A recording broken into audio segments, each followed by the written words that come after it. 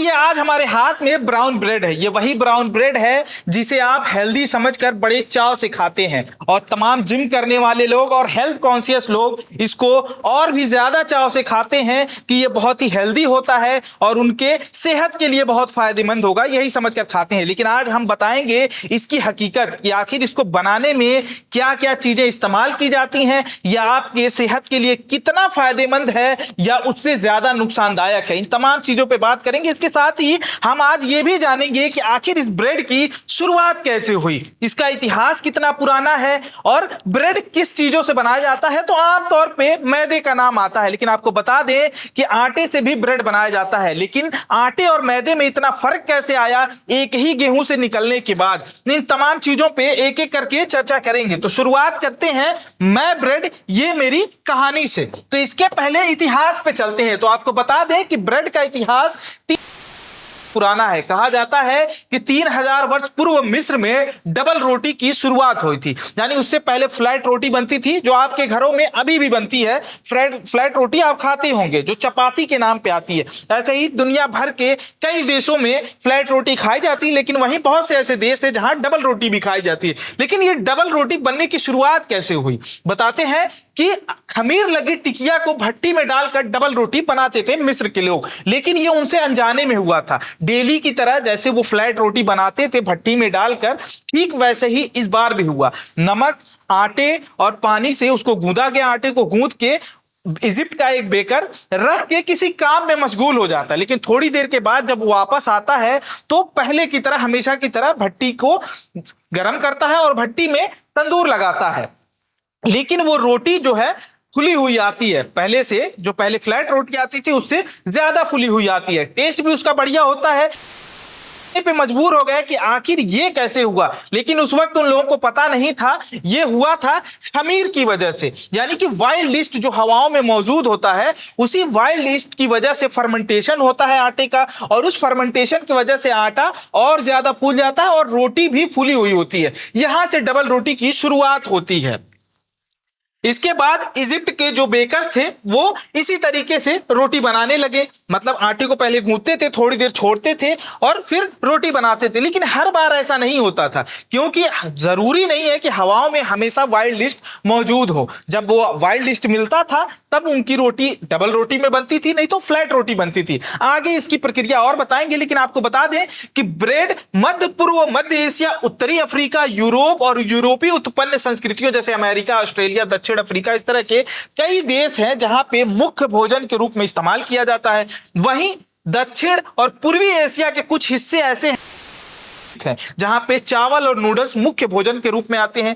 ये ब्रेड जो बनाया जाता है, इसकी आसान जो रेसिपी है वो यही है कि मैदा यानी कि फ्लोर, पहले आटे से बनाया जाता है, अब मैदे से बनाया जाता है। फ्लोर हो गया, पानी हो गया, ईस्ट हो गया और नमक, इन्हीं चार चीजों के मिश्रण से एक लोई बनाई जाती है, आटे की लोई बनती है और उसको डाला जाता है। तो देखिए इस तरह का ब्रेड मिला करता था पहले। लेकिन आज आप देखते होंगे बहुत सारे बदलाव हुए ब्रेड में, तब आपको इस तरह के स्लाइस वाले ब्रेड मिलते हैं, पहले ऐसा नहीं होता था। अब ये बनाया कैसे जाता है ये देख लीजिए। अभी जो ब्रेड बनाते हैं उसमें यही है कि आटे की गुताई के बाद उसको किसी जगह पे, किसी धातु पे या कहीं भी उसको रख के और पतले कपड़े से ढक दिया जाता है। फिर उसमें ईस्ट मिलाया जाता है। ईस्ट की वजह से फर्मेंटेशन होता है, उसमें कार्बन डाइऑक्साइड गैस बनती है और एथेनॉल बनता है, जिसकी वजह से उसमें फर्मेंटेशन होता है और आटा फूल जाता है। फिर जब उसको भट्टी में लगाई जाती है तो वो जो गैस बनी होती है, कार्बन डाइऑक्साइड, एथेनॉल, वो माध्यम से उड़ जाता है। फिर आपको ब्रेड जो है फुली हुई मिलती है। और आप ब्रेड अगर खाते होंगे, ब्रेड आपने देखा होगा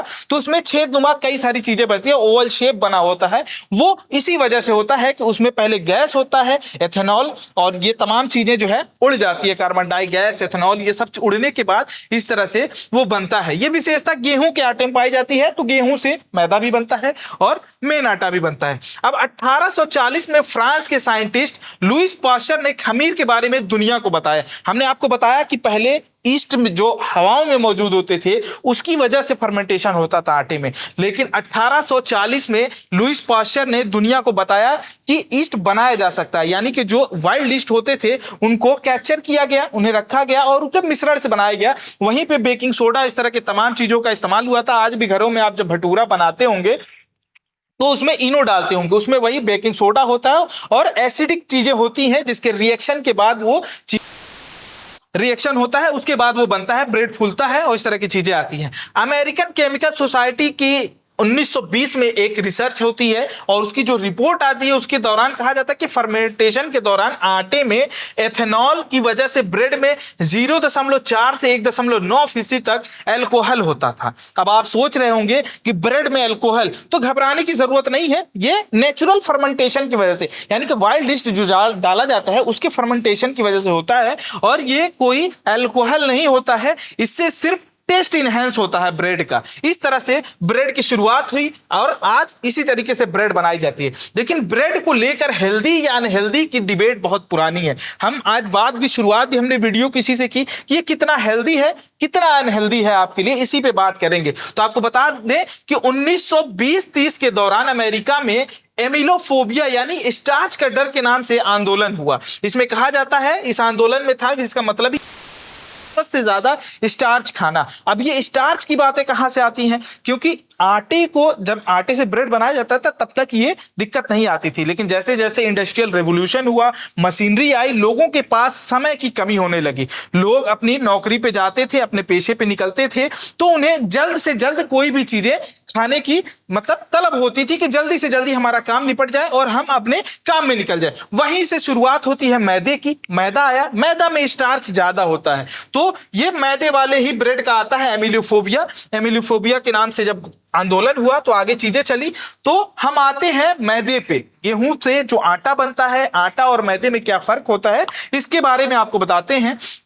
ये देखिए, ये गेहूं है, गेहूं की ये परतें हैं, ये ऊपर का परत है जो आप देख रहे हैं और ये नीचे का है, यही मैदे वाला हिस्सा होता है। और इधर जो है होल व्हीट जिसे कहा जाता है, होल व्हीट मिलता है। लेकिन ये कैसे होता है इसको देखते हैं। 1873 में एडविन लैक्रोइक स्टील रोलर में सुधार किया। हमने बताया कि 1920 में जो है ये आंदोलन शुरू हुआ था, लेकिन 1873 में ये मशीन आई थी। इसी के बाद से ये तमाम चीजें होनी शुरू हुई थी और आगे चल के कई आंदोलन हुए ब्रेड के नाम पे। 1873 में जब ये मशीन आती है, ये एक ऐसी मशीन थी जो गेहूं के हिस्सों को कुशलता पूर्वक अलग अलग कर देती थी। वहीं से मैदे की शुरुआत हुई और कहा जाता है कि रिफाइंड व्हीट जो होता है, उसी मैदे को रिफाइंड व्हीट भी कहा जाता है, कि मतलब एकदम अलग उसको छांट के जो निकाला जाए, चीजों को एकदम एक एक करके चीजों को निकालने के बाद जो बचता है वो मैदा होता है, वो रिफाइंड व्हीट होता है। गेहूं की बाहरी परत को चोकर कहा जाता है जो भूरे रंग का होता है, जैसे इसमें आप देख रहे होंगे ये भूरे रंग का जो होता है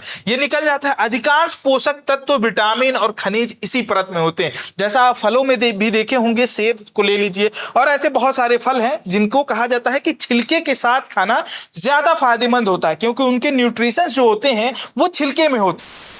तरीके से गेहूं की भी बात है, गेहूं में भी जो न्यूट्रिशंस होते हैं वो सबसे ज्यादा छिलकों में होते हैं, ऊपरी परत में होते हैं। लेकिन ब्रेड जिस चीज से आजकल सबसे ज्यादा बनाया जाता है वो यही है कि मैदे से बनाया जाता है, और मैदा अंदर की चीज होती है, बाहर की चीजों में नहीं, इसलिए इसका पोषक तत्व जो होता है वो कम हो जाता है। इसमें अधिकतर स्टार्च युक्त कार्बोहाइड्रेट होता है। देखिए, स्टार्च युक्त कार्बोहाइड्रेट, इसी की वजह से स्टार्च वाला जो आपने एमिलोफोबिया का आंदोलन देखा, इसी की वजह से हुआ था, मैदा आने के बाद हुआ था, जब इसकी मैदे से इसको बनाया जाने लगा। अब देखिए, आटे की सफेदी के लिए केमिकल का भी प्रयोग होता है। अब चूंकि हमने बताया कि इंडस्ट्रियल रेवोल्यूशन था, वो जब मैदा बनाया जाने लगा, सबसे पहले जब आटा पिसाई होती है, आटे की, गेहूं की जब पिसाई करके आटा बनाया जाता है तो हवाओं में जब उसका कॉन्ट्रैक्शन होता है तब जाके सफेदी आती है, थोड़ा रुक के आता है। लेकिन कंपनियां इसके लिए इंतजार नहीं कर सकती थी, लोग भी इसके लिए इंतजार नहीं कर पा रहे थे, उन्हें सारी चीजें जल्द से जल्द चाहिए थी। इस वजह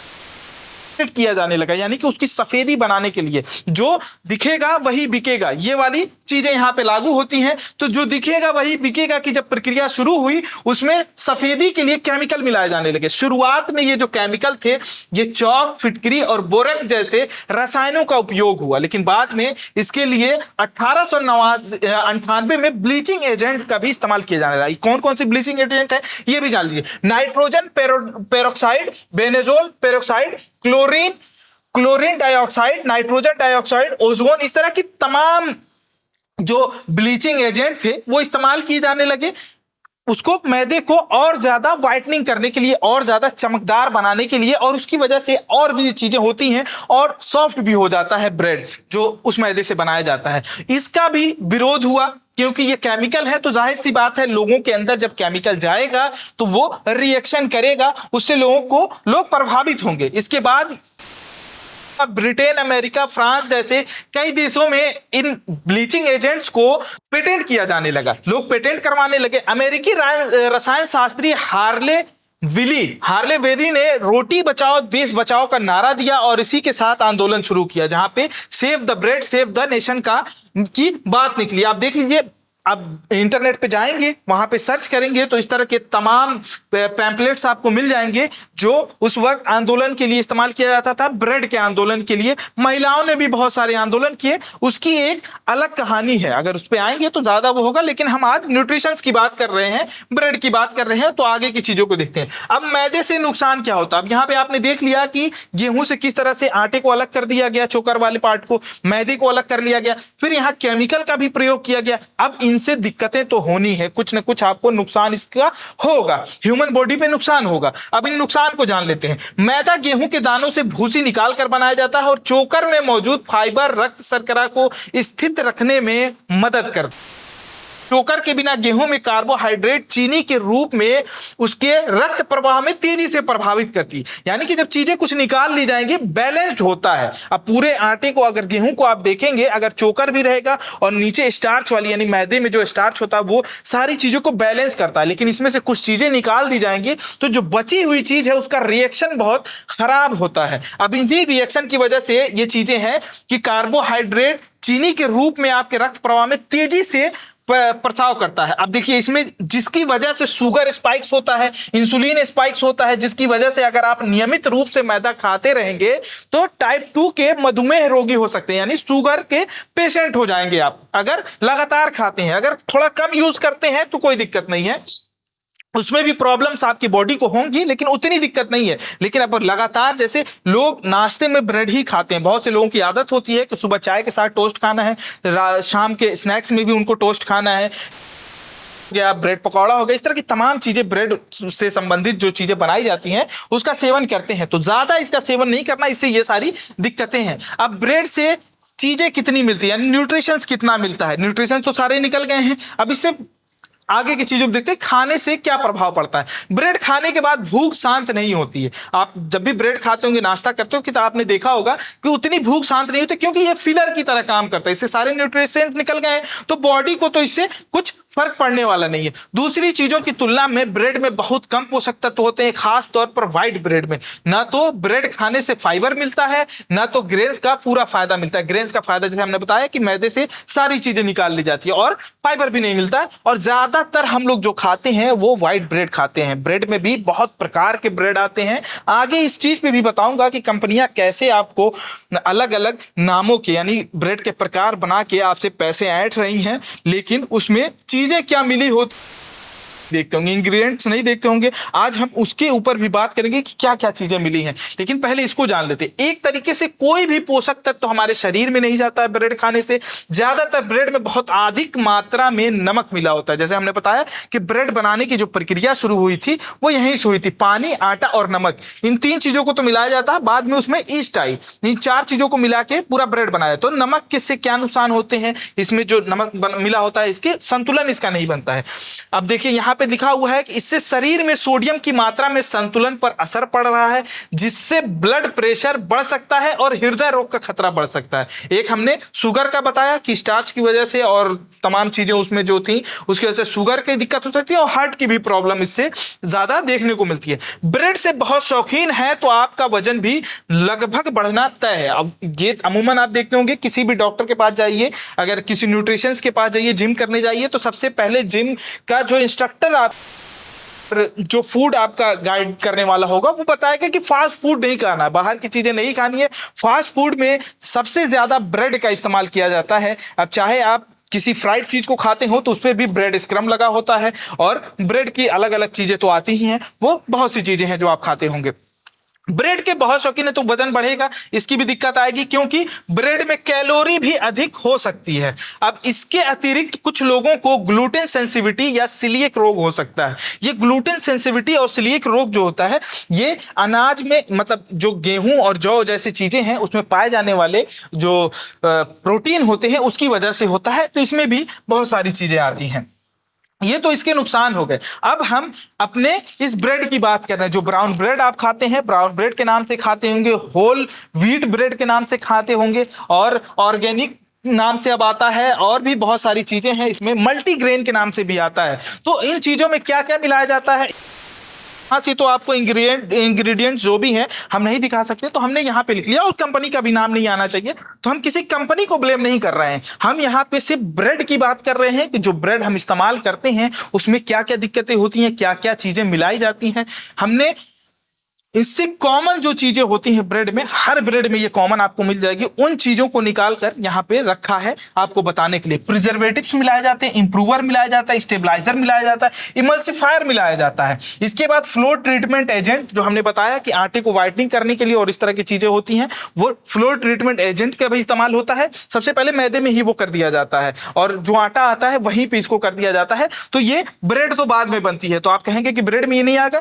इसकी जो पिछली चीजें, पहले आप शुरुआत में चले जाइए तो वहीं से ये केमिकल मिलाए जा रहे हैं आपको। ब्रेड आते आते कितने केमिकल का इस्तेमाल हो जाता है इसकी लिस्ट आप यहां पे देख सकते हैं। Preservative, improver, stabiliser, emulsifier, flour treatment agent, acidity, इनके नाम पे बहुत सारी चीजें इसमें इस्तेमाल की जाती हैं। अब देखिए यहाँ पे व्हाइट ब्रेड है। अब व्हाइट ब्रेड में देख लिया जाए तो ये फुल मैदा का होता है, मैदे से ही है। तो लोग कहते हैं कि व्हाइट ब्रेड नुकसानदेह है और अनहेल्दी में चला जाता है, कैटेगरी में चला जाए। लेकिन आगे की जो चीजें आपको होल व्हीट के नाम पे दिया जाता है और ब्राउन ब्रेड के नाम पे दिया जाता है, इसमें क्या दिक्कतें हैं ये भी देख लीजिए। अब देखिए हम आते हैं ब्राउन ब्रेड पे। अब इसके तो ये तमाम चीजें जो हमने आपको बताया वो यहाँ पे आपको मिल जाएंगे। लेकिन जब यहाँ पे ब्राउन ब्रेड पे हम आते हैं तो इसमें इंग्रेडिएंट्स में देखिए व्हीट फ्लोर यानी कि मैदा, यहाँ पे मैदे का इस्तेमाल है। ब्राउन ब्रेड का ये कतई मतलब नहीं है कि ये गेहूं के आटे से बनाया जाता है, गेहूं से ही मैदा भी बनता है। तो ये नहीं कह सकते कि आटे से बना हुआ है। यहाँ देखिए व्हीट फ्लोर, मैदा भी है, पानी भी है, ईस्ट है और व्हीट आटा, 5% आटे का इस्तेमाल है इसमें। अब ये अलग अलग जो कंपनियां हैं, आप अलग अलग कंपनियां देखते होंगे मार्केट में, ये वैरी कर सकता है। यानी 5% आटे का जो वो है परसेंटेज है, ये वैरी कर सकता है। हो सकता है कहीं पे 30% हो सकता है, कहीं 25 हो, कहीं 75% भी हो सकता है ये आटे की मात्रा हो। लेकिन अब कोई भी ब्रेड खरीदने जा रहा, हम और आप कोई भी जाते हैं मार्केट में तो इतनी चीजें तो नहीं देखते हैं। अब देखिए, अब ये पता नहीं किस कंपनी का है, कंपनी मुझे बिल्कुल नहीं पता, लेकिन ब्राउन ब्रेड में ये सिर्फ 5% आटे का इस्तेमाल कर रहे हैं और ब्राउन ब्रेड दिया जा रहा है। अब सोचिए उसका जो कलर आता है, अब मैं यही चीजें बता रही थी, प्रिजर्वेटिव, इंप्रूवर, स्टेबलाइजर, एमल्सिफायर, ये सारी चीजें जो इस्तेमाल की जा रही हैं ये केमिकेटेड कलर हैं, जो कलर को इनहेंस करते हैं, उसमें टेस्ट को इनहेंस करते हैं और कुछ चीजों को बैलेंस करने के लिए इन केमिकल का इस्तेमाल किया जाता है। ये सारे केमिकल्स हैं। अगर सीधे वही आटे से बना लिया जाए जो प्राचीन समयों में बना करता था ब्रेड, तो उतना नुकसानदायक नहीं है। लेकिन इन चीजों का इस्तेमाल कर दिया। ये तो हो गया आपका ब्राउन ब्रेड है, इसमें देख लिया आपने सिर्फ 5% आटा है। अब होल व्हीट ब्रेड पे आ जाते हैं। यहाँ पे होल व्हीट ब्रेड लिखा हुआ है, होल व्हीट यानी कि पूरी तरीके से आटे का बना हुआ है। लेकिन इसमें कहा है होल व्हीट फ्लोर आटा 57.3 पॉइंट। आगे इसमें क्या इस्तेमाल किया गया इसके बारे में इन्होंने बिल्कुल नहीं बताया है। जो छोटी छोटी चीजें हैं, नमक है, शुगर है और पाम ऑयल जो इसमें इस्तेमाल किया जाता है, और ये तमाम ये प्रिजर्वेटिव्स और इस तरह की चीजें हैं, इंप्रूवर, स्टेबलाइजर है, इन सब चीजों का जो इस्तेमाल यानी केमिकल्स का जो इस्तेमाल किया जाता है, इसकी यहाँ पे इंग्रेडिएंट्स लिस्ट दी गई है। लेकिन मुझे नहीं लगता कि 57% आटे से ये पूरा ब्रेड बन सकता है। उसमें बाकी की क्या चीजें मिलाई है इसकी लिस्ट में कहीं जानकारी नहीं दी गई है। एमल्सिफायर वगैरह का है, लेकिन सिर्फ 57% आटा है। उसके बाद क्या मिला है इसकी कंपनी कहीं पे बताती नहीं है। अब यहां पे आ जाते हैं, ये मल्टीग्रेन है। अब कहा जाता है कि अब इस कैटेगरी वाइज अगर चलें तो व्हाइट ब्रेड से बढ़िया ब्राउन ब्रेड को माना जाता है, लेकिन इसमें कुछ खास फर्क नहीं है व्हाइट ब्रेड और ब्राउन ब्रेड में। होल व्हीट ब्रेड थोड़ा सा बेहतर हो जाता है, लेकिन इसमें भी इन केमिकल्स का इस्तेमाल किया जाता है, प्रिजर्वेटिव्स और इस तरह की तमाम चीजें मिलाई जाती हैं तो है। अब इसके थोड़ा बेहतर में चलेंगे तो मल्टीग्रेन आपको मिल जाएगा। अब मल्टीग्रेन में बहुत सारी चीजें इसमें आ जाती है, कई प्रकार के सीड्स होते हैं इसमें मिलाए जाते हैं, जैसे सनफ्लावर सीड्स है, सोया सीड्स है, सीमेन सीड्स है, और इस तरह के बहुत सारे सीड्स हैं, तो ये थोड़ा बेहतर हो सकता है। इसके साथ ही मार्केट में ऑर्गेनिक ब्रेड भी आता है। अगर आपको बहुत ज्यादा शौकीन है ब्रेड खाने के, तो आप ऑर्गेनिक जो ब्रेड है ये ले सकते हैं। इसमें तमाम जो चीजें लिखी हुई हैं सारे इंग्रेडिएंट्स में organic organic organic organic organic ये लिखा हुआ मिलेगा आपको, लेकिन ये महंगा होगा। व्हाइट ब्रेड से महंगा ब्राउन ब्रेड आता है, ब्राउन ब्रेड से होल व्हीट ब्रेड और कीमत बढ़ जाती है, इंग्रेडिएंट्स जो इसमें मल्टीग्रेन में आएंगे और बढ़ जाएगा, और अगर आप ऑर्गेनिक ब्रेड में जाते हैं तो ये और बढ़ जाएगा। अब सोचिए कि जब ब्रेड की शुरुआत हुई थी तो वो आटे से बनाया जाता था, आटा, पानी, नमक और ईस्ट मिला के बनाया जाता था, और उस प्रक्रिया को करके आप अगर हेल्दी खाना चाहते हैं तो घर पे उसको बना सकते हैं। इंटरनेट पे तमाम रेसिपीज आपको मिल जाएंगी, वहां से देखिए कंपनियों ने किस तरीके से लोगों का इस्तेमाल किया, यानी उनके भावनाओं से किस तरह से खेल रहे हैं कंपनी वाले, कि सबसे पहले तो आटा जो बनाया गया, आटे से मैदा अलग कर लिया गया, क्योंकि सॉफ्ट बनेगा, उससे चीजें अच्छी होंगी, देखने में अच्छी होंगी और खाने में भी थोड़ा अच्छा लगेगा, लेकिन न्यूट्रिशंस उससे आपको बिल्कुल नहीं मिल रहा है।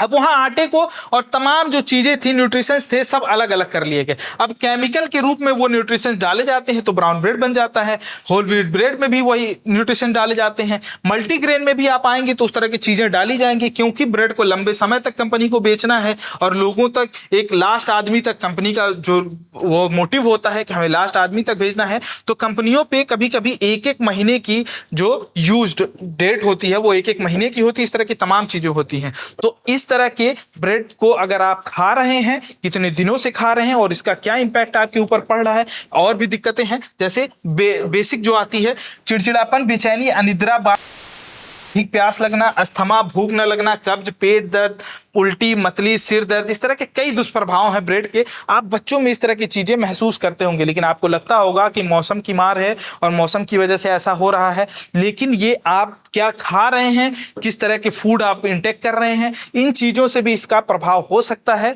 इस वीडियो में हमने जो आपको जानकारी दी, आपको कितनी अच्छी लगी, इसमें क्या क्या आपको और ज्यादा जानने को मिला, ये हमें कमेंट बॉक्स में आप जरूर बताइएगा। मेरा नाम है जमा सिद्दीकी और आप देख रहे थे मीडिया लैंड नेटवर्क।